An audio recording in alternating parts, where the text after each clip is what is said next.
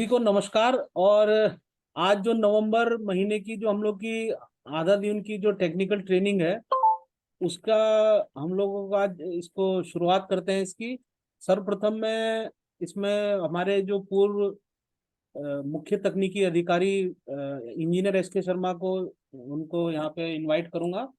और ये जो ट्रेनिंग प्रोग्राम है ये कुछ हमारे टेक्निकल जैसे गौरव भाटी जी हैं उनकी रिक्वेस्ट आई थी कि सर हम लोग को एमबी का कुछ ज्ञान मिलना चाहिए कि एमबी कैसे भरें, इसको मेंटेन कैसे करें। तो हम लोगों के पास एक रिक्वेस्ट आई थी, इसी रिक्वेस्ट के ऊपर हमारे जो टेक्निकल जो बंधु हैं वो सब काम कर रहे होंगे अलग अलग सेंटर्स पे। और हो सकता है उनको इसका जानकारी नहीं होगी एमबी की। तो इसी उनकी जो क्वेरी थी या उनका रिक्वेस्ट थी कि एमबी पे क्लास हो जाए। तो इसी क्रम में आज हम लोगों ने एक एमबी पे क्लास करवाई है आज यहाँ पे।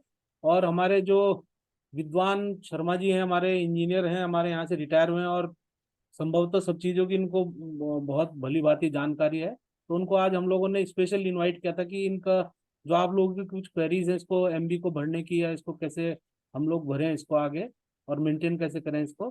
तो उसी क्रम में आज मैं शर्मा जी को इस लेक्चर देने के लिए इनवाइट करता हूँ। शर्मा जी आप प्लीज। थैंक यू चौहान जी। हाँ आ रहा है, जय किशन आ रहा है उधर ना।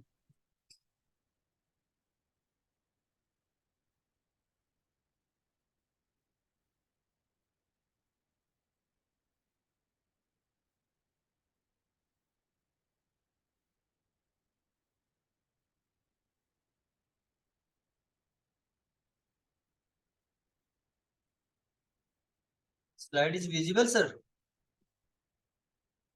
हाँ आ रही है, स्क्रीन आ रही है साफ। और आवाज भी आ रही है? बिल्कुल आ रही है, आवाज भी बहुत साफ आ रही है, गाना भी गा सकते हैं आप। अरे, तो गुड आफ्टरनून फ्रेंड्स। एस के शर्मा दिस साइड। आज हम लोग डिस्कस करेंगे how to maintain the measurement book and how to record the measurements in measurement book. और कैसे मेजर करना है इससे पहले हम लोगों को कुछ रूल रेगुलेशन मालूम हो जाने चाहिए। एमबी में हम किस तरह से एंट्री करते हैं, क्या नियम है, क्या क्या एंट्री कर सकते हैं, ये सब चीजों के बारे में पहले हम जानकारी हासिल कर लें। तो after that we can proceed some examples. So जैसे आप एमबी कोई भी परचेज करते हैं तो उसका फ्रंट पेज कुछ इस तरह होता है, जिसमें सबसे पहला ऊपर कॉलम है डिवीजन। आप जिस भी डिवीजन में हैं उस डिवीजन का नाम आप ऊपर लिख सकते हैं। अगर आप एचएनडी में हैं तो एचएनडी, प्लांट साइंस में हैं तो plant science and so on. उसके बाद सब डिवीजन है। अभी जैसे जो डिविजन्स पूरे नहीं है, जैसे सेल्स हो गई, पीएमई सेल्स हो गई, या एस्टेट सेक्शन हो गया, और आपका बिल्डिंग एंड मेंटेनेंस डिवीजन हो गया, इस तरह के जो डिविजन हैं वो जिस सेक्शन के अंदर आते हैं, जिस डिवीजन के अंदर आते हैं, उसी के हिसाब से वो रख सकते हैं। जैसे एचएनडी है, अगर एचएनडी के अंडर में आपका बिल्डिंग एंड मेंटेनेंस आता है तो सब डिवीजन आपका बिल्डिंग एंड मेंटेनेंस हो जाएगा। ये दो कॉलम इसलिए जरूरी है ताकि आइडेंटिफाई हो सके कि किस डिवीजन में की ये एमबी है। उसके बाद नीचे आप देखेंगे लिखा हुआ है नंबर। तो ये एमबी, सबसे पहले एमबी जो है वो 1 नंबर की एमबी मानी जाएगी। उसके बाद क्रम से जितनी भी एमबी आप लोग यूज करते हैं उनके नंबरिंग आप बढ़ा सकते हैं, 2 number, 3 number, 4 number and so. Name of office, आप अपने कार्यालय का नाम उसमें लिख सकते हैं जिस ऑफिस में आप काम कर रहे हैं। Date of first entry, MB के अंदर जब आप कोई एंट्री करते हैं तो सबसे पहले एंट्री किस दिन की है वो तारीख आपको उसमें लिखनी होती है। और जब वो एमबी भर जाती है तो लास्ट एंट्री किस तारीख में की है वो आपको उसमें भरनी होती है, ताकि आप एक सर्टिफिकेट दे सकें कि इस तारीख से इस तारीख तक जो भी एंट्रीज हैं वो एमबी नंबर 1 में या 2 में व्हाटएवर इट इज उस एमबी के अंदर ये है, तो उसको आप कभी भी ट्रेस कर सकते हैं। कुछ इंस्ट्रक्शंस एंड गाइडलाइंस आप देखें। This book, as the basis of all accounts of work done, must contain such a complete record of facts as to be conclusive evidence in court of law. यानी कि आप जो भी entries इस MB के अंदर करेंगे वो एंट्रीज लीगल हैं, इसलिए ये आपकी जिम्मेदारी बन जाती है कि आप जो भी एंट्री करें बहुत सोच समझ के करें। नंबर 2 कॉलम में आपने देखा कि detail of measurements may be entered in pencil but they must not be ink over. आप पेंसिल से भी एमबी के अंदर कुछ मेजरमेंट्स लिख सकते हैं, लेकिन बाद में आप उसके ऊपर इंक नहीं लिखेंगे, यानी कि ओवर राइटिंग नहीं करेंगे। चाहे पेन से लिखें चाहे पेंसिल से लिखें, लेकिन आप किसी भी कंडीशन में एमबी के अंदर ओवर राइटिंग नहीं करेंगे। अगर आप ओवर राइटिंग करते हैं तो इट शोज आपकी इंटेंशन गलत हो सकती है, इस तरह के डाउट पैदा होता है। Pencil entries must stand as they are, but the content areas must invariably be entered in the ink only. क्योंकि ये एक लीगल रिकॉर्ड है, तो बेहतर ये रहता है कि जो मेन एंट्रीज हैं, जो मेन मेजरमेंट्स हैं और उनकी क्वांटिटीज हैं, वो आप पेन से ही। इरेजर या ओवर राइटिंग स्ट्रिक्टली अलाउड नहीं है। अगर कोई रॉन्ग एंट्री हो जाती है और आप उसको ठीक करना चाहते हैं तो आप सिंपल एक लाइन से कट करेंगे और उसके ऊपर उसको अलग से लिख देंगे, ताकि पता रहे कि ये एंट्री गलत की थी आपने और ये करेक्ट करके एंट्री आपकी सही हुई है। ऑल वंस डन, तो जो भी आप करेंगे, जो भी आप मटेरियल परचेज करते हैं, देखिए कई बार क्या होता है कि आप किसी रिमोट साइट के ऊपर काम करते हैं और आपने कोई मटेरियल परचेज किया, वो डायरेक्ट आपकी साइट पे आ गया। हमारे यहाँ सिस्टम ये है कि हम वो बिल एंड वाउचर जो भी है वो सब अपने स्टोर पे देते हैं एंट्री करने के लिए। तो अगर स्टोर में एंट्री, क्योंकि उस वक्त नहीं है जब मटेरियल आपका ऑन साइट आया है, तो आपको उस बिल की एंट्री, कितना मटेरियल आया है, उसको आपको अपनी एमबी के अंदर करना होता है। अगर वो मटेरियल आपका ऑफिस में आया है और ऑफिस से साइट में जा रहा है, तो ऑफिस से उस साइट के लिए एक चालान कटता है, तो आपको उस एमबी के अंदर ये लिखना होता है, this much of material has been received by challan number such and such and dated such and such, ताकि कभी भी 10 साल बाद 20 साल बाद भी अगर ट्रेस करना हो कि उस साइट पर मटेरियल कितने पैसे का गया था, तो उस मटेरियल को उसको एक्सेस किया जा सके।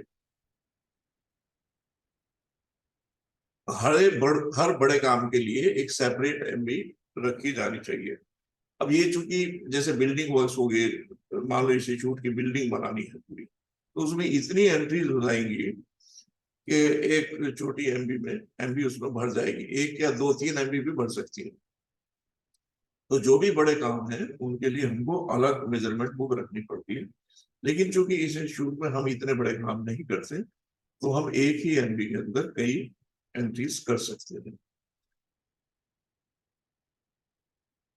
जो भी हम सिग्नेचर करते हैं एमबी के अंदर, उन सिग्नेचर के नीचे हमारी डेट कंपलसरी है। अगर हम डेट नहीं डालते हैं तो उसका ये अर्थ भी हो सकता है कि हमने एंट्रीज काम खत्म होने के बहुत बाद में की है, या हम उन एंट्रीज को पहले ही कर चुके हैं अपने हिसाब से। Measurement book should be carefully scrutinised by the executive engineer. यहाँ एग्जीक्यूटिव इंजीनियर का मतलब है जो हमारा इंचार्ज है। जैसे हम टेक्निकल हैं तो हमारा इंचार्ज अगर कोई ओआईसी है या कोई साइंटिफिक स्टाफ से है तो वो यहाँ पे एग्जीक्यूटिव इंजीनियर यानी कि जो हमारे सुपीरियर है, ये उनकी जिम्मेदारी है कि वो उस एमबी को बहुत बारीकी से देखें before they sign it. The certificate and record order in the end of the book should be signed by the accountant and the executive engineer respectively। हमारे यहाँ जो सिस्टम है उस सिस्टम में हम अकाउंटेंट्स को एक अलग उसमें रखते हैं, तो अकाउंटेंट से हम एमबी साइन नहीं कराते। हमारी जो साइन होती है एमबीज वो इमीडिएट बोर्ड से होती है। ये इस तरह का सिस्टम पीडब्ल्यूडी या इरिगेशन डिपार्टमेंट में होता है कि जहां एक क्लरिकल स्टाफ जो है वो एमबी करता है, मेजरमेंट्स जेई दे देता है, और एमबी जो है आपका क्लर्क करता है, और उस एमबी को चेक करता है अकाउंटेंट, और एग्जीक्यूटिव इंजीनियर सैंक्शनिंग अथॉरिटी होती है, वो फिर फाइनल पेमेंट करने के लिए ऑथराइज्ड होता है। हमारे यहाँ दूसरा सिस्टम है, इसलिए जो हमारा इमीडिएट बॉस है एमबी को उसको साइन करवा देते हैं। अब अगर हम फॉर्मेट देखें तो ये बहुत इंपॉर्टेंट फॉर्मेट है, इसमें हमको सभी एंट्रीज करनी पड़ती है। सबसे पहले नेम ऑफ वर्क, हम क्या काम कर रहे हैं। सपोज अब एक बाउंड्री वॉल बना रहे हैं तो नेम ऑफ वर्क हमारा हो गया कंस्ट्रक्शन ऑफ बाउंड्री वॉल, या हम किसी कमरे के अंदर फर्श रिपेयर कर रहे हैं तो उसमें हो गया रिपेयर ऑफ फ्लोरिंग। यहां तक कि अगर हम छोटे छोटे गड्ढे खुदवा रहे हैं प्लांटेशन के लिए तो वहां पे हो गया preparation of small pots. Situation का मतलब लोकेशन, किस जगह पर है।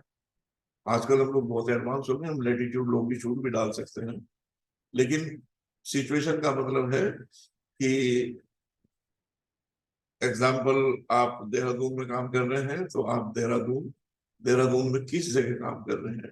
सपोज सेलाकुई फार्म पे काम कर रहे हैं तो सेलाकुई फार्म में भी आप किस ब्लॉक में काम कर रहे हैं तो वो ब्लॉक आप लिख सकते हैं। जैसे आप लिख देंगे terrace block Selaqui research farm Dehradun. यानी कि जब हम इस कॉलम को पढ़ेंगे, इस रो को पढ़ेंगे, तो हमें ये पता होना चाहिए कि ये काम किस जगह किया गया है। नेम ऑफ एजेंसी या कॉन्ट्रैक्टर, तो यहाँ एजेंसी जो है नॉर्मली जब हम एमबी कर रहे हैं तो एजेंसी हमारा इंस्टीट्यूट हुआ, और अगर हम किसी कॉन्ट्रैक्टर को अप्लाई करते हैं तो हम एजेंसी उस कॉन्ट्रैक्टर का नाम लिखते हैं डिपार्टमेंटली बाय एंगेजिंग कॉन्ट्रैक्टर। उसके बाद कॉन्ट्रैक्टर का नाम और उसकी डिटेल इस कॉलम में लिखते हैं। वर्क ऑर्डर नंबर, जैसा आप लोग जानते हैं जीएफआर कहते हैं कि कोई भी वर्क तब तक आप नहीं फिजिकली कर सकते जब तक उसको सैंक्शन ना किया गया। सैंक्शन होने के बाद में आपको उसका वर्क ऑर्डर करना एसेंशियल है। वर्क ऑर्डर के हिसाब से ही आप काम कराएंगे। तो जो वर्क ऑर्डर का नंबर है और जो सैंक्शन का नंबर है वो इसके अंदर मेंशन होगा। Date of start of work, आप किस तारीख से उस काम को शुरू कर रहे हैं वो तारीख आप उसमें लिख देंगे। ड्यू डेट ऑफ कंप्लीशन, जैसे आप वर्क ऑर्डर में लिखते हैं कि भाई ये काम आपका 45 दिन में कंप्लीट हो जाना चाहिए या 1 महीने के अंदर कंप्लीट हो जाना चाहिए, तो जो डेट ऑफ वर्क ऑर्डर है उस वर्क ऑर्डर से 1 महीना या 45 दिन जो भी मेंशन है वो होने के बाद में क्या तारीख बैठती है तो वो हमारी ड्यू डेट ऑफ कंप्लीशन हो गई कि इस तारीख को हमारा काम खत्म हो जाना चाहिए। फिर आता है एक्चुअल डेट ऑफ कंप्लीशन, कि वास्तविकता में हमारा काम कब समाप्त हुआ, किस डेट में हम लोगों ने अपने काम को कंप्लीट किया है। ये 3 कॉलम से हमको ये पता चल जाएगा कि हम वर्क ऑर्डर देने के बाद जो हमारा ड्यू पीरियड है उस पीरियड के अंदर हमने काम शुरू किया है नहीं किया, जितने समय में काम कंप्लीट होना था उतने समय में काम कंप्लीट हुआ या नहीं हुआ, अगर उससे डिले हुआ है तो उस डिले की हमने परमिशन ली है या नहीं ली है, या क्या क्लोज है कि अगर हमारे वर्क ऑर्डर में ये क्लोज है कि अगर इससे डिले होता है तो आपको 1% या 2% की पेनल्टी देनी होगी पर मंथ। तो उस चीज को हम यहाँ से पता कर सकते हैं और अकॉर्डिंगली हम वो पेनल्टी इम्पोज कर सकते हैं अगर हमने उस एक्सेस पीरियड के लिए अप्रूवल नहीं लिया। और अप्रूवल हम तब लेंगे जब उसमें कोई डिपार्टमेंट की प्रॉब्लम होगी या कोई ऐसी प्रॉब्लम होगी क्लाइमेटिक कि जिससे वो काम करना संभव नहीं था। डेट ऑफ मेजरमेंट, अब आपने किस दिन मेजरमेंट लिया है। अब यहाँ देखिए इंटरेस्टिंग चीज यही क्रॉस वेरीफाई हो जाता है कि date of start of work, आपने अगर मेजरमेंट डेट ऑफ स्टार्ट के 15 दिन बाद शुरू किया है या 1 महीना बाद शुरू किया है तो इसका मतलब आपने इनिशियल जो मेजरमेंट्स हैं उनको प्रॉपर टाइम पर नहीं किया, यानी कि आपने डिले किया है उसको मेजरमेंट करने में। तो ये एक बहुत गलत एक ऑफेंस है। तो जिस दिन वर्क शुरू होता है और जैसे जैसे हमारे स्टेप्स में काम खत्म होता है उस तरीके से हम मेजरमेंट्स उन डेट्स को लेते चले जाते हैं। डिटेल ऑफ मेजरमेंट्स, जो हमारी मेजरमेंट की डिटेल है। एमवी के अंदर ये कॉलम होते हैं, पर्टिकुलर या डिटेल्स ऑफ वर्क, उसके बाद नंबर, फिर एक्चुअल मेजरमेंट्स में लेंथ, विड्थ, डेप्थ या हाइट, और उसके बाद क्वांटिटी। इन कॉलम्स में हमको अपनी रीडिंग भरनी होती है। पर्टिकुलर्स या डिटेल ऑफ वर्क में आ जाता है जो हम काम कर रहे हैं उस काम के अंदर जो स्टेप है। जैसे हम बिल्डिंग बना रहे हैं और बिल्डिंग में सबसे पहला काम हमारा हुआ फाउंडेशन खोदना, बल्कि फाउंडेशन खोदने से पहले भी एक साइट क्लियरेंस का हमारा वर्क हुआ। तो सबसे पहला आइटम हमारा हो जाएगा कि क्लियरिंग दी साइट, कितने एरिया में कितनी लंबाई की कितनी चौड़ाई में, गहराई उसमें नहीं आएगी। उसके बाद फाउंडेशन, तो फाउंडेशन कितनी लंबी फाउंडेशन को दी, कितनी चौड़ी फाउंडेशन को दी, कितनी गहरी फाउंडेशन को दी, वो मेजरमेंट्स हम यहाँ लिख देंगे। उसके बाद उसके अंदर हमने सीमेंट कंक्रीटिंग का बेस बनाया है, मान लो 3 इंच मोटा या 4 इंच मोटा, तो वो कितना चौड़ा बना है, कितनी लंबाई में डाला है, कितनी ऊंचाई में डाला है, वो सभी मेजरमेंट्स हम क्रम से लिखते चले जाएंगे। तो इस तरह से ये मेजरमेंट्स हम लिखते चले जाते हैं। अब ये देखिए एक एमबी का फोटो मैंने कोशिश की है कि यहाँ आपको शेयर करूं, जो छोटी मेजरमेंट होते हैं, particulars, measurements, number, length, width, depth, यहाँ हाइट छोड़ा हुआ है और आगे क्वांटिटी या एरिया, जो भी उसका क्वांटिटी।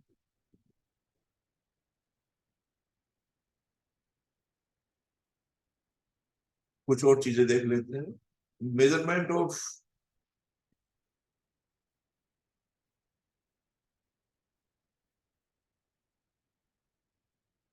any activity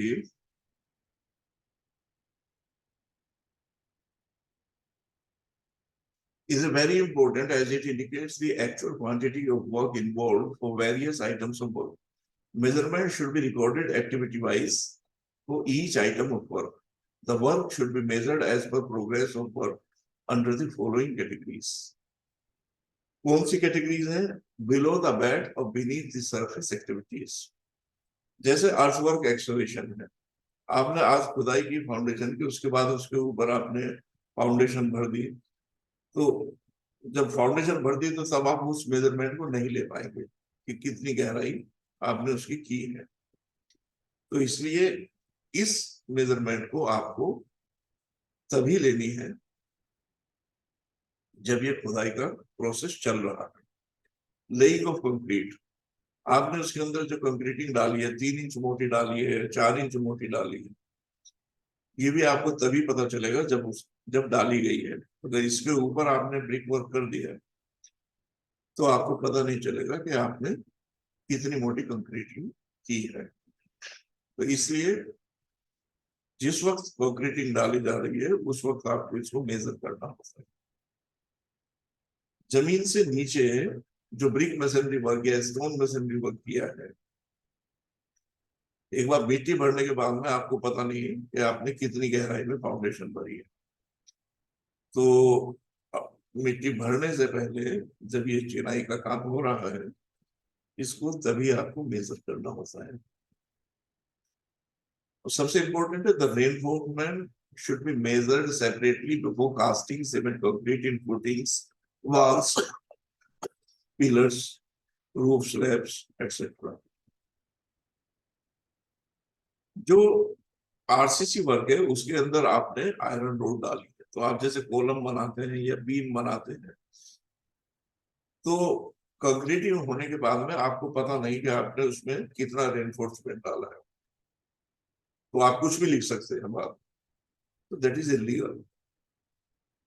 जिस वक्त आपने रेनफोर्समेंट वहां पर बांध कर रखा है, तो कंक्रीटिंग होने से पहले आपको वो रेनफोर्समेंट मेजर करना होता है कि इतना इसके अंदर लोहा हमने लगाया है। उसके बाद में उसकी कास्टिंग होती है, और जब कास्टिंग होती है तो तब हम उसकी लंबाई, चौड़ाई, ऊंचाई या गहराई नापते हैं। तो ये इस तरह के कुछ वर्क हैं कि जो आप जमीन के नीचे हैं उनको आप साथ साथ आपको नापना कंपलसरी होता है। उसके बाद अपरेंट एक्टिविटीज, यानी कि जमीन के ऊपर की जो एक्टिविटीज है, जैसे आपने दीवार खड़ी की, एक आपने ब्रिक मशीनरी की वॉल खड़ी कर दी, या स्टोन मशीनरी कर दी, या आरसीसी की आपने वॉल खड़ी कर दी, है ना, सीमेंट प्लास्टिंग कर दिया या फ्लोरिंग कर दी। तो इसमें क्या है कि आप पूरी दीवार खड़ी होने के बाद में अगर दूसरी दीवार भी साथ साथ खड़ी हो जाती है, तीसरी दीवार भी खड़ी हो जाती है, तो ये आप उस काम को कंप्लीट होने के बाद भी मेजर कर सकते हैं। लेकिन ये ध्यान रहे कि जब भी रेनफोर्समेंट ना होगा तो वो रेनफोर्समेंट को आपको मेजर करना होगा बिफोर कास्टिंग।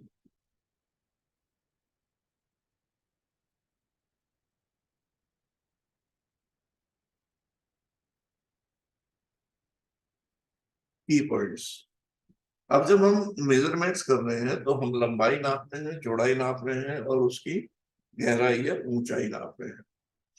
तो द लीस्ट काउंट है उसके हिसाब से आपको मेजर करना होता है।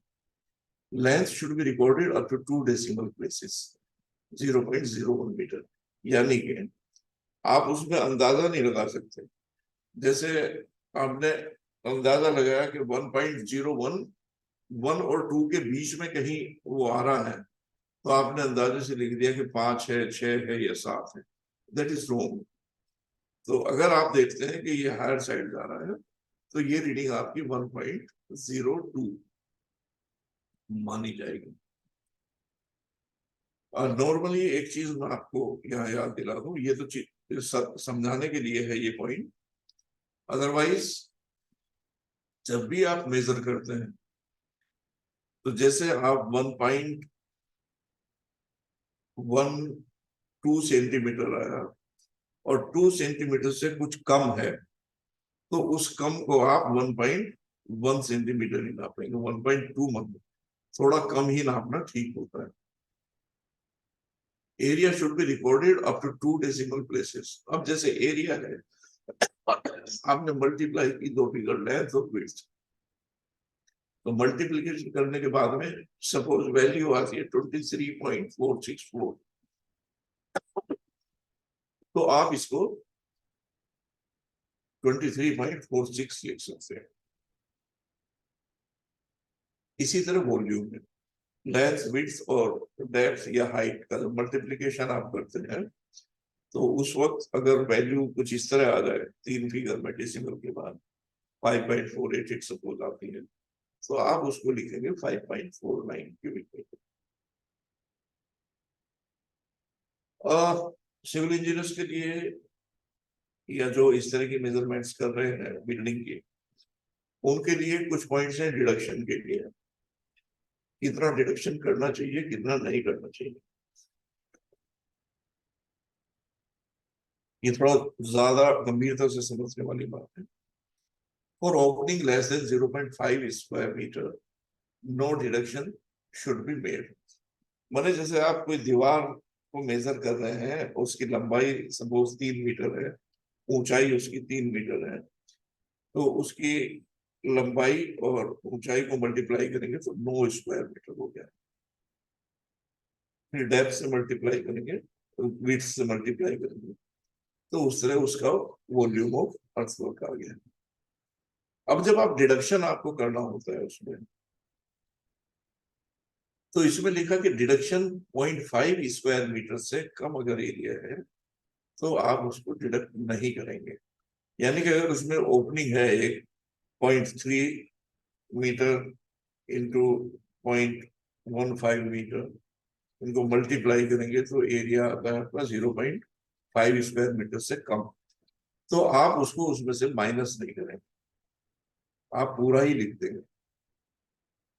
है ना? जैसे ये 0.45 into 0.9 metre 23 centimetre thick brick wall में, तो अगर हम इसको मल्टीप्लाई करेंगे, अगर ये सही है तो 0.405 स्क्वायर मीटर ये वैल्यू आती है, which is less than 0.5 square metre. तो अगर इस तरह की कोई हमने उसमें ऑब्जेक्ट डाला हुआ है, विंडो डाली हुई है, तो हम उसको मेजर नहीं करेंगे। For openings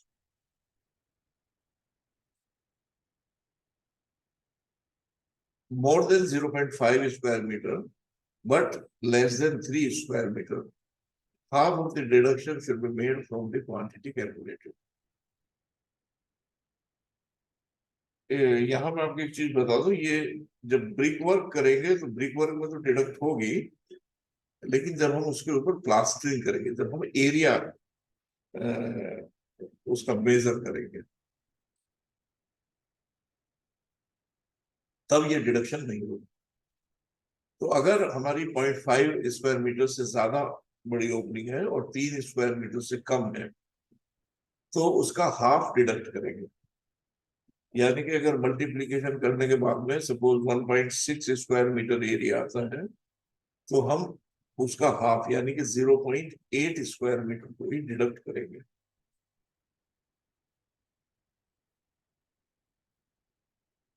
in case of opening of areas above 3 square metre, अगर 3 स्क्वायर मीटर से बड़ा एरिया है तो तब पूरी डिडक्शन होगी, अंदर से भी डिडक्शन होगी, बाहर से भी डिडक्शन होगी।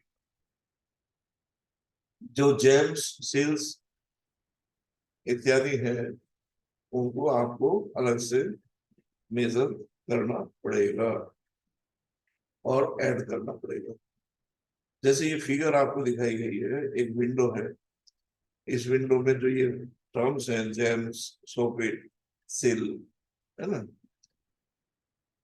तो ये जो है अगर हमारा एरिया 0.5 स्क्वायर मीटर से कम है, तो हम उसको दोनों तरफ से, अंदर और बाहर दोनों तरफ से डिडक्ट नहीं करेंगे, हम पूरा मेजर कर देंगे।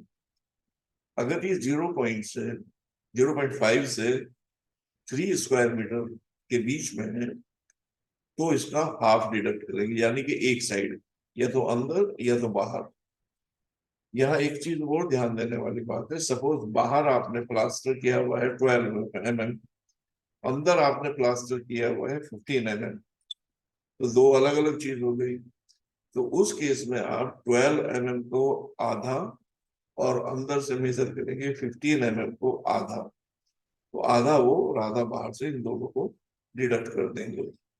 या ऐसा हो सकता है कि बाहर आपने प्लास्टिंग की हो और अंदर सिर्फ पॉइंटिंग की हो, वाइस वर्सा, अंदर प्लास्टिंग हो, बाहर आपने पॉइंटिंग की हो, तो तब आप ऐसा नहीं कि खाली प्लास्टर को ही माइनस कर देंगे, तब आप प्लास्टर का आधा और पॉइंटिंग का आधा दोनों को डिडक्ट कर देंगे।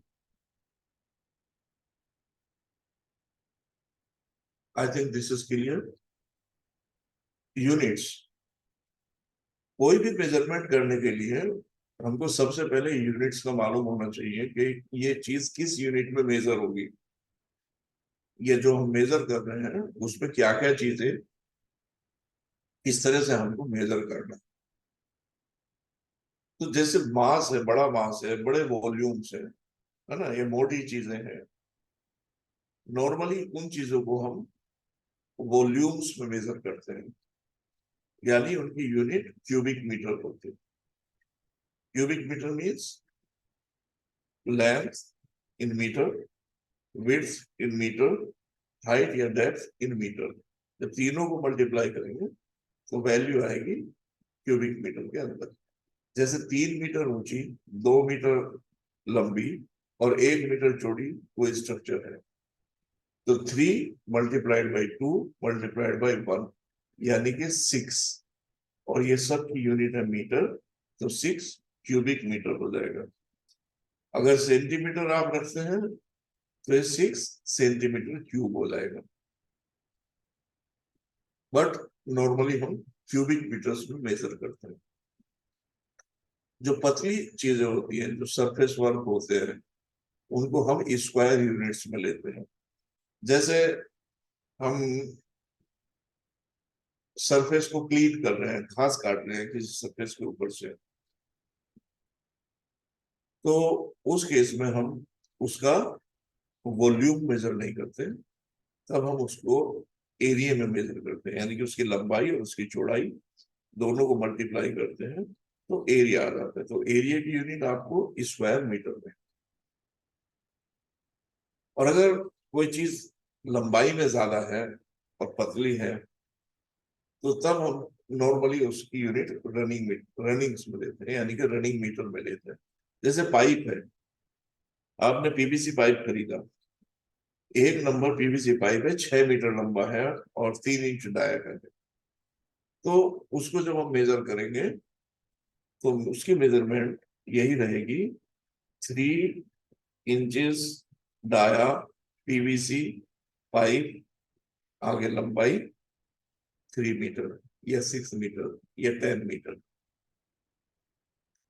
या आपने केबल परचेज किया है ना, तो आपने 50 मीटर केबल परचेज किया है, तो आप वही लिखेंगे केबल, केबल की स्पेसिफिकेशन लिखेंगे, 2 mm² या 4 mm², कितना लंबा, 30 मीटर लंबा या 40 मीटर लंबा, तो उसकी लंबाई 40 रनिंग मीटर इस तरह से आ जाएगी।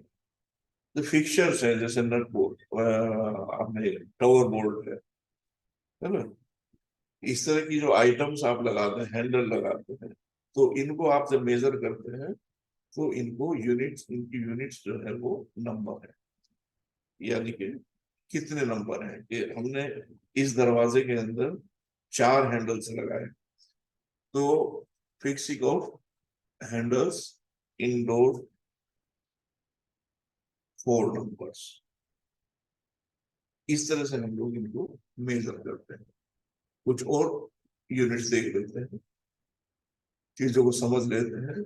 जैसे आप किसी सरफेस के ऊपर अर्थ वर्क करते हैं और 30 सेंटीमीटर से कम गहराई में खोदते हैं, अर्थ work in surface excavation not exceeding 30 centimeter in depth but exceeding 1.5 meter in width as well as 10 square meter on plan। यानी कि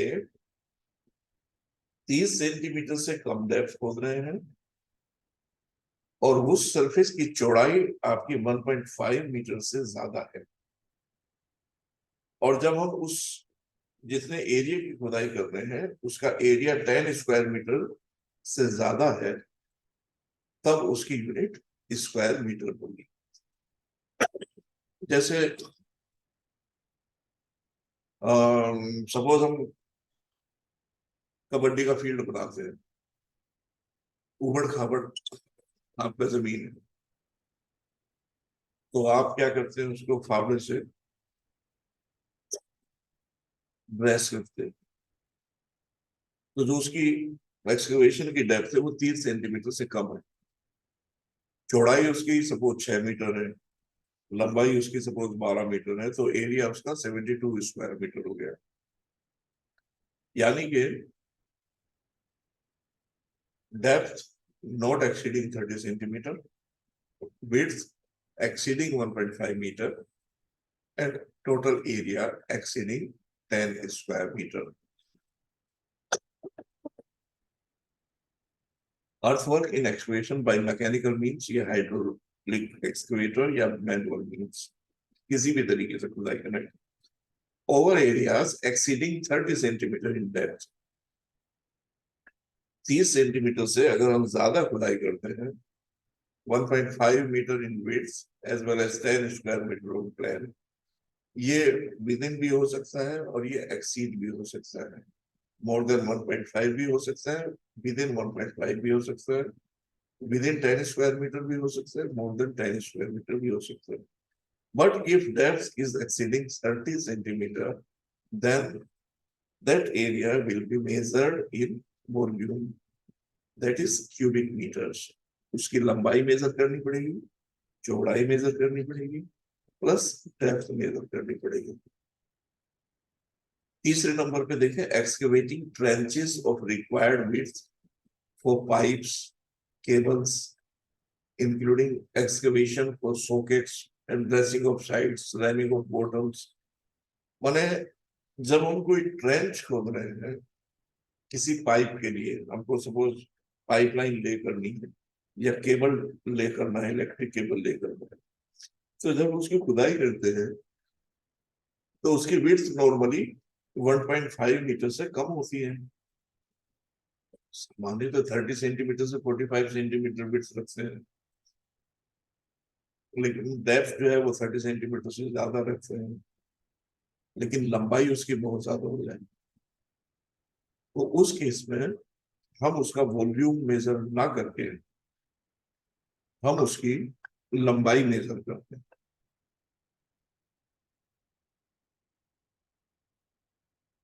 तो कितनी लंबी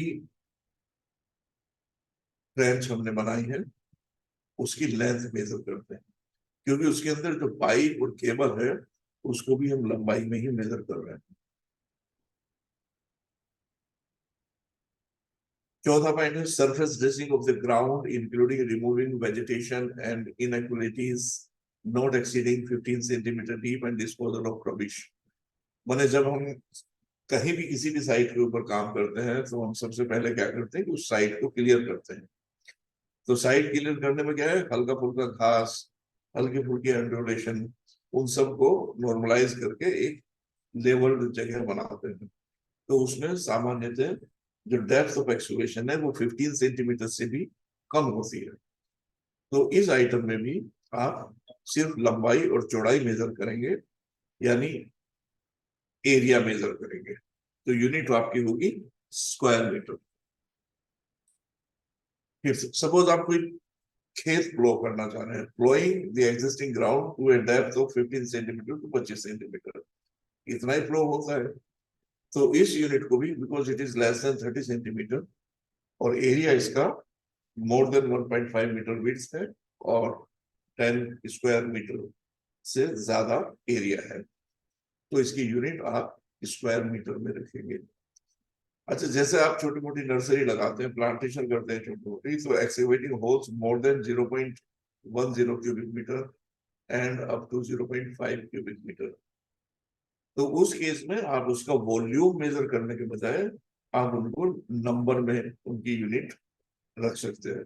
कि जैसे आपको 100 पेड़ लगाने हैं और 100 पेड़ की हमको छोटी छोटी मान लो 0.3 metre into 0.3 metre into 0.3 metre का हमको छोटा गड्ढा बनाना है, तो हम उसका वॉल्यूम मेजर करने के बजाय, क्योंकि अगर हम मल्टीप्लाई करेंगे तो 0.3 इंटू 0.3 इंटू 0.3 ये होगा 0.27 क्यूबिक मीटर, 0.027 क्यूबिक मीटर, यानी कि ये 0.5 क्यूबिक मीटर से कम होगा। तो हम इसको वॉल्यूम में नहीं मेजर करेंगे, हम इसको नंबर्स में मेजर करेंगे। 50 पेड़ लगाने हैं हमको, तो नंबर ऑफ होल्स हो गए आपके 50। ब्रिक वर्क है, ब्रिक वर्क अगर 23 सेंटीमीटर मोटा है तो इसको मेजर करेंगे वॉल्यूम में, यानी कि लंबाई, चौड़ाई और इसकी विड्थ। तो इसकी यूनिट आएगी cubic metre. Half brick work, जो हम 4 इंच की चौड़ाई की दीवार बनाते हैं, तो उसको हम जब मेजर करते हैं तो उसकी लंबाई और चौड़ाई मेजर करते हैं उससे, यानी कि उसका एरिया आता है, उसकी विड्थ हम मल्टीप्लाई नहीं करते। अब जैसे शटरिंग है, आप छत डाल रहे हैं या किसी भी कंक्रीट वर्क के लिए शटरिंग लगा रहे हैं, तो उसकी भी थिकनेस कम है, तो उसका भी हम लंबाई और चौड़ाई को मल्टीप्लाई स्क्वायर मीटर में एरिया निकालते हैं। अब फ्लोरिंग है हमारी, सपोज हम सीमेंट कंक्रीट फ्लोरिंग कर रहे हैं, तो 40 mm भी कर सकते हैं, 50 mm भी कर सकते हैं, 60 mm भी कर सकते हैं। तो वहां हमको मेंशन करना होता है 40 mm थिक फ्लोरिंग या 50 mm थिक फ्लोरिंग, कितने एरिया में, उसकी लंबाई मल्टीप्लाइड बाई चौड़ाई इज इक्वल टू कितने स्क्वायर मीटर। तो उसको हम स्क्वायर मीटर में यानी इसका एरिया मेजर करते हैं। इसी तरह से हम प्लास्टरिंग का भी एरिया कैलकुलेट करते हैं। सपोज हम मैन्योर खेत में डाल रहे हैं, मान लो आप यूरिया डाल रहे हैं, तो यूरिया डालेंगे तो उसका हम वॉल्यूम तो नहीं लेंगे, उसका तो हम लेंगे वेट, 10 किलो, 5 किलो, 20 किलो। तो हम लिखेंगे कि 20 किलो मैन्योर हमने इसके अंदर डाला। या अगर हम गोबर की खाद डाल रहे हैं और वो वॉल्यूम में आपको परचेज हुई है, तो तब आप उसको वॉल्यूम में डालेंगे, उसकी लंबाई, चौड़ाई, उसकी गहराई, जो क्यूबिक मीटर से आता है इतने क्यूबिक मीटर। इसी तरह आप सीड को अगर सो करते हैं, तो वो भी जो भी उसका रेट है, 20 kilo per hectare, 50 kilo per hectare, what ever it is, तो उसके हिसाब से कितना किलो आप सीड डालते हैं, उसको मेजर आप किलोग्राम में करते हैं। सपोज आप बीडिंग कर रहे हैं किसी चीज की, तो उसका हम एरिया मेजर करते हैं, इतनी लंबाई और इतनी चौड़ाई के अंदर हमने बीडिंग की, दैट इज इतने स्क्वायर मीटर। तो इस तरह से ये कुछ मोटी मोटी चीजें हैं।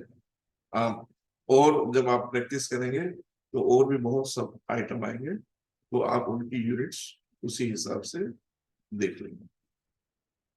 एक एग्जांपल छोटा सा है, surface dressing of the ground, including removing vegetation and inequalities not exceeding 15 centimeter deep, and disposal of rubbish lead up to 50 meter and lift up to 1.5 meter. नीचे मेंशन किया ऑल काइंड ऑफ सोइल, हर प्रकार की मिट्टी में।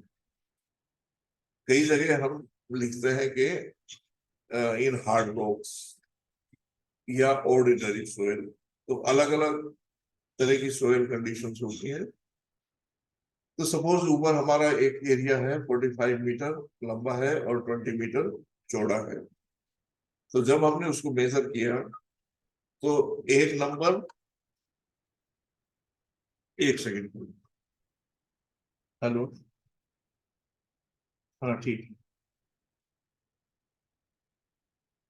तो आप का जो मेजरमेंट टेप है, सपोज 30 मीटर लंबा है, तो आप 30 मीटर से ज्यादा एक बार में नहीं नाप सकते, तो आप लिखेंगे एक नंबर, 30 मीटर लंबाई, चौड़ाई आप मेजर करेंगे 20 मीटर, उसके बाद 30 मीटर से आगे आप नापना शुरू करेंगे 15 मीटर, और उस 15 मीटर की चौड़ाई भी 20 मीटर।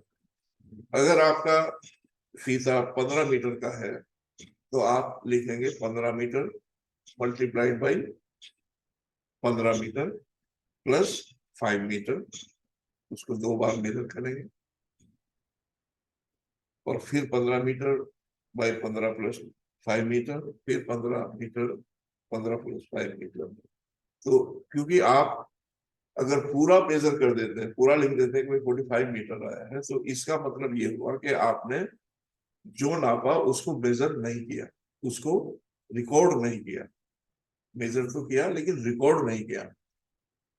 आप एक फीते से जितनी उसकी लंबाई है अगर वो 30 मीटर है तो आप 30 मीटर आपने मेजर किया तो आपको 30 मीटर रिकॉर्ड करना पड़ेगा। आपको सपोज 800 मीटर लंबाई मेजर करनी है तो आप ऐसा नहीं कर सकते कि उस 800 मीटर को आप मेजर कर लें पहले फीते से और बाद में आप एमबी में एंट्री कर देंगे 800 मीटर्स। गलत है।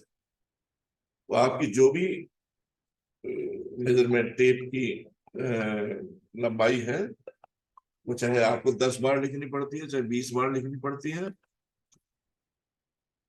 आप उसको उसी हिसाब से लिखेंगे उतने नंबर से।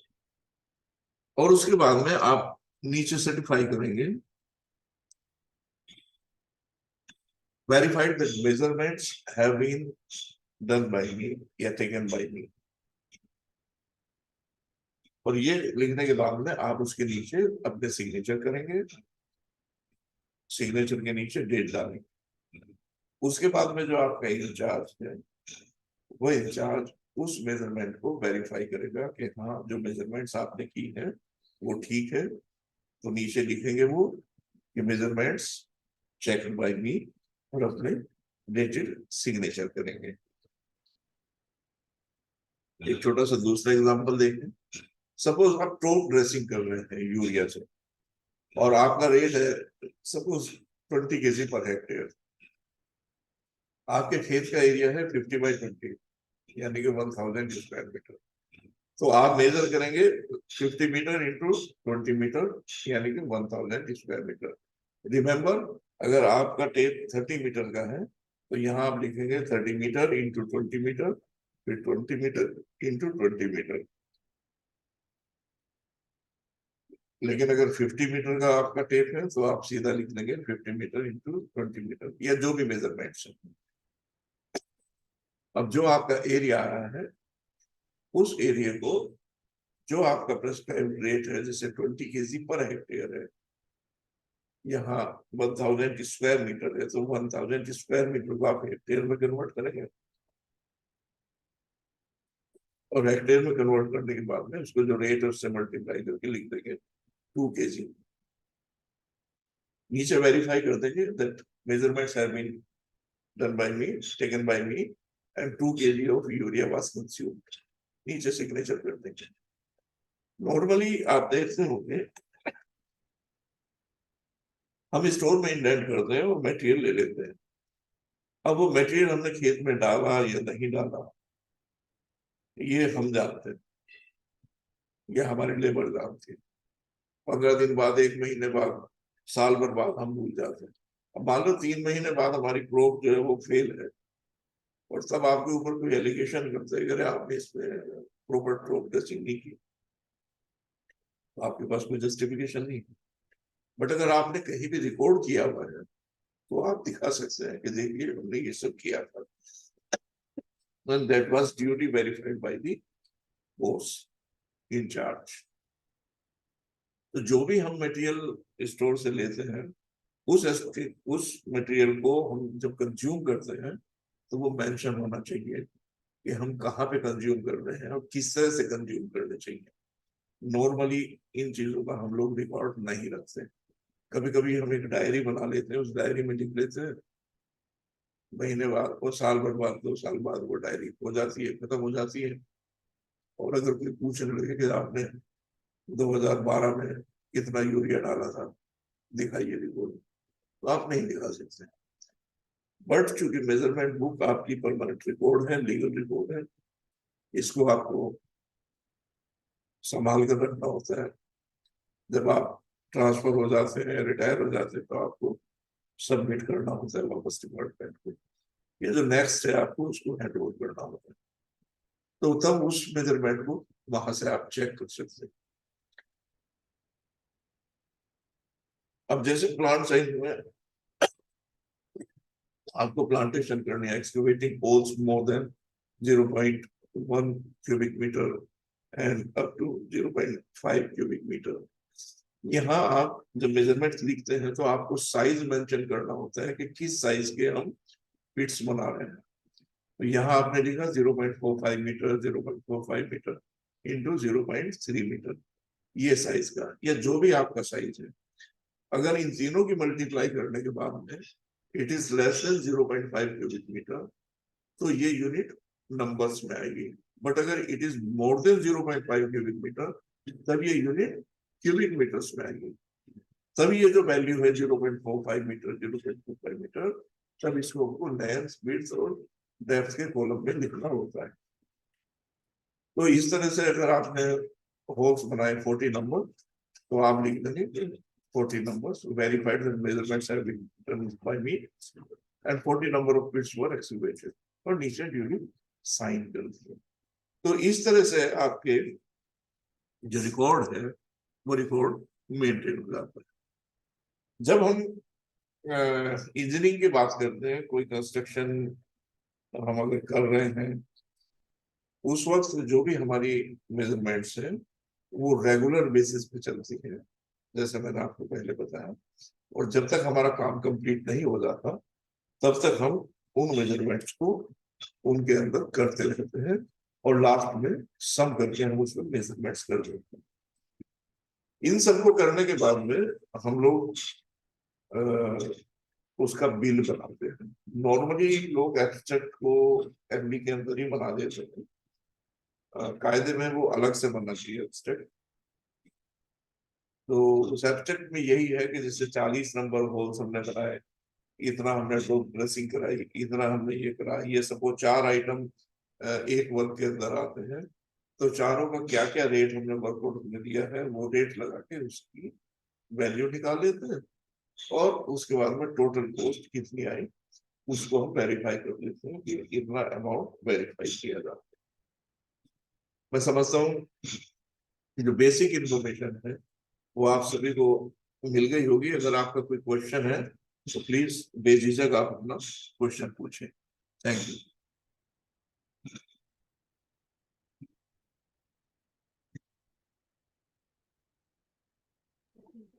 आज जिसी को भी कुछ पूछना है तो पूछ सकते हैं। गौरव भाटी जी, आप अगर कुछ पूछना चाह रहे हैं तो। सर मेरा एक छोटा सा क्वेश्चन था सर। जी सर मैं पूछना चाह रहा था, जैसे अगर हम रोड क्लीन करवाते हैं जेसीबी से, और अगर ब्रांचेस ज्यादा है उस रोड पे पेड़ की, हम्म तो सर अगर क्यूबिक मीटर के हिसाब से अगर हम उसको पेमेंट करते हैं, तो सर वो तो उसका पेमेंट तो कम होता है सर, क्योंकि वो जब आप ब्रांचेस ऊपर से हट। जब आप जेसीबी चलाते हैं तो जी सर। जेसीबी में कभी भी आप क्यूबिक मीटर में मेजर नहीं करते, तब उसको आप हायर करते हैं जेसीबी को पर आवर के हिसाब से। तो उस केस में आप जेसीबी के घंटे मेजर करेंगे कि 3 घंटे हमने जेसीबी यूज की, या 3 घंटे 40 मिनट हमने जेसीबी यूज की, पर आवर इसका इतना रेट है, तो इतना टोटल अमाउंट। सर सर उसको एमबी बुक में भी उसको आवर्स में ही लिखना रहता है? बिल्कुल बिल्कुल बिल्कुल लिखना पड़ेगा।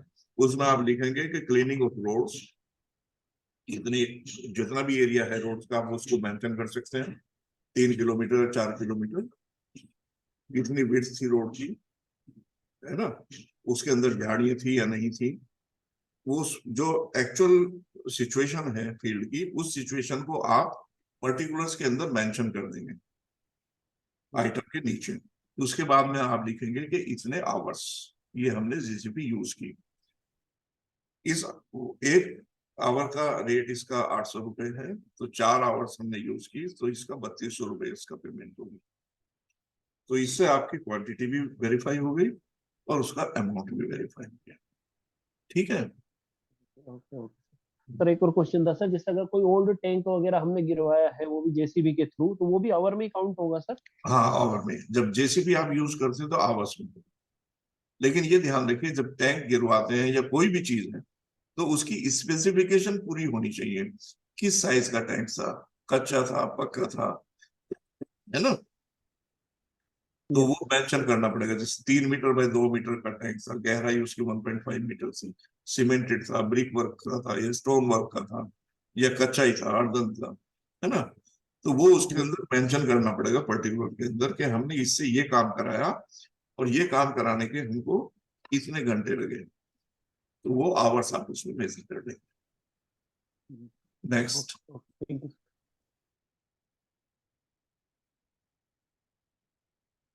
और कोई क्वेश्चन? हेलो, नमस्कार सर। सर नमस्कार। सर मेरे को ये पूछना था कि जैसे वेरीफाई करते हैं ना सर, वेरीफाई मी, हाँ, एक सुपरवाइजर ऑफिसर हो गया, तो हम्म, सर जैसे कोई वर्क अगर कॉन्ट्रैक्टर के थ्रू करवाते हैं ये तो सर उसमें कॉन्ट्रैक्टर के सिग्नेचर वगैरह भी लगेंगे क्या सर? आप कॉन्ट्रैक्टर के सिग्नेचर उसमें करा सकते हैं। इसलिए ओके। करा सकते हैं कि कल कॉन्ट्रैक्टर ये ना कहे कि साहब आपने मेजरमेंट्स गलत कर दी। जी जी सर। तो उसमें आप एक लाइन लिखवा सकते हो उससे हाँ जी सर। कि सेटिस्फाइड विद द मेजरमेंट्स, और जी नीचे जी। सिग्नेचर ऑफ द कॉन्ट्रैक्टर आप करा सकते हैं। करा लेने चाहिए। सिग्नेचर तो जितने ज्यादा से ज्यादा कराई जा सकती है लोगों की, उतना अच्छा है, उतना आप सेफ हो। Okay okay, thank you. Next, any question? Sir good afternoon sir. Good afternoon. और सर कैसे हैं? बढ़िया बढ़िया सर। सर ओपन वेल में प्लास्टर लगाते हैं ना सर, हम्म। तो उसका स्क्वायर मीटर में क्लियरिटी सर थोड़ा सा बता दीजिए सर। हाँ, ओपन वेल है ना, हम्म। तो वेल का शेप किस तरह का है? सर्कुलर है? सर्कुलर है। सर्कुलर है। तो जो उसका डायमीटर है, जो पैरामीटर है, यस सर। जो उसका पैरामीटर है ना, आप एक हाँ। फीता रखेंगे और फीते को चारों तरफ घुमा लेंगे, यस सर। तो उसका पेरीमीटर आ गया। और यस। उसके बाद में कितनी डेप्थ है वो डेप्थ मेजर कर लेंगे, दोनों अच्छा को अच्छा। मल्टीप्लाई कर देंगे, एरिया आ जाएगा। अच्छा अच्छा sir, thank you sir, thank you sir, और बताएं? Thank you sir. Any more question? भाई क्वेश्चन ज्यादा आने चाहिए।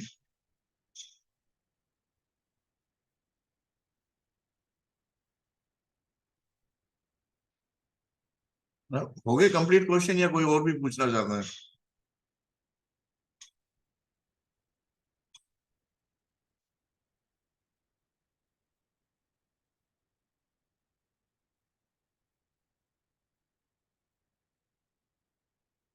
अगर किसी का कोई क्वेश्चन है तो अभी शर्मा जी से पूछ सकता है, अपना डाउट क्लियर कर सकते हैं अभी ना।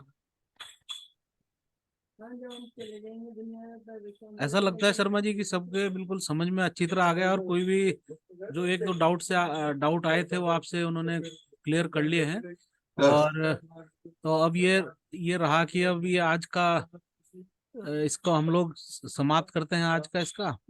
बिल्कुल बिल्कुल। उसमें हम मैं सभी को ये भी कहना चाहता हूँ कि अगर किसी भी तरह की कोई प्रॉब्लम कभी भी आती है तो you can call me at any time, है ना। हालांकि डिपार्टमेंट में यहाँ प्रमोद कुमार जी हैं, CS तिवारी जी हैं, वो सब लोग एक्सपर्ट हैं इस काम के, आप उनसे भी पूछ सकते हैं। बट अगर आप हमसे भी कभी भी पूछना चाहें तो किसी भी वक्त आप यू कैन फोन मी। आपके पास सभी के पास मेरा फोन नंबर भी होगा और मेल भी होगा। Thank you very much. तो अगर किसी का अगर कोई क्वेश्चन नहीं है तो आज जो हम लोग जो प्रोग्राम है इसको, अब आज की जो ट्रेनिंग प्रोग्राम है मैं इसका फीडबैक लिंक तो शेयर कर दिया है, और अभी इसको समाप्ति के बाद में इसको हम लोग इसका अटेंडेंस लिंक भी शेयर कर देंगे। तो आपसे उम्मीद है सभी आप अपना अटेंडेंस इस पे मार्क कर देंगे। और सर्वप्रथम मैं इसमें लेक्चर देने के लिए SK शर्मा जी को हम लोगों ने बताया कि ऐसे ऐसे करके कुछ हमारे टेक्निकल जो फ्रेटर्निटी है उसमें कुछ जो बंदे इसमें कुछ लगे हुए हैं MB का, उनको कुछ प्रॉब्लम आ रहा था, तो उन्होंने इसको सहर्ष स्वीकार किया और इसको कहा कि उन्होंने कि भाई हम लोग इसको टेकअप करते हैं और आपका इस क्लास को मैं ले लूंगा।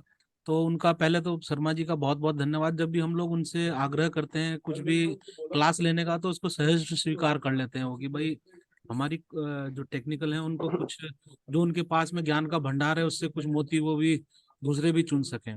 दूसरा, मैं इस ट्रेनिंग प्रोग्राम का जो एक हम लोग को मंच दिया है टेक्निकल्स को, उसके लिए निदेशक महोदय का धन्यवाद करता हूँ।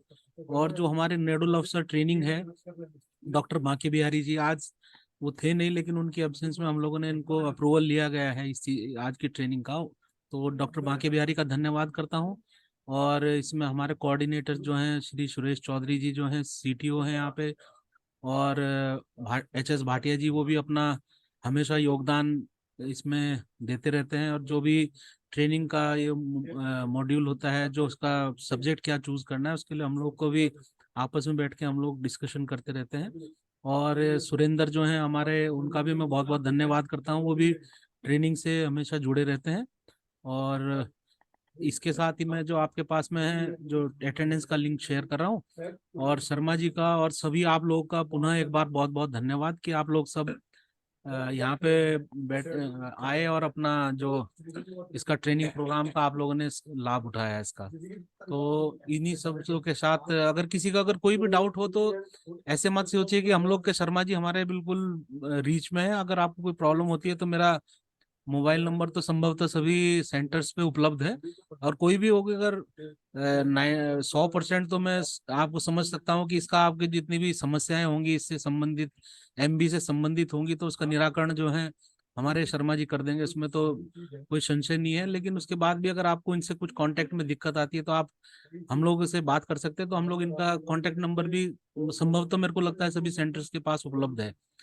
और मुझे आशा है कि जो आप लोग जैसे, मुझे बहुत अच्छा लगा उस दिन गौरव भाटी जी का मेरे पास फोन आया, कहने लगे सर हम लोग को एमबी के ऊपर कुछ जो है हम लोग के कुछ समस्याएं हैं, उसके कुछ एक आध लेक्चर उस पर करा दीजिए।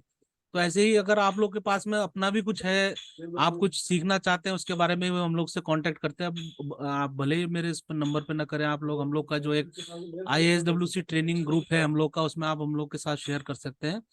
और बाकी अगर कोई भी प्रॉब्लम आती है तो उसका हम लोग को आप बता दीजिए कि सर हम लोग को इस सब्जेक्ट पे कुछ सीखना है या हम लोग को कुछ इस पे क्लास ली जाए, तो उस पर भी हम लोग आगे इसको जारी कर सकते हैं उसमें। तो इन्हीं शब्दों के साथ मैं आज की जो ट्रेनिंग प्रोग्राम है इसको समाप्त करता हूँ, और आप सभी का एक बार पुनः धन्यवाद करता हूँ। बहुत बहुत धन्यवाद आप सभी का। Thank you.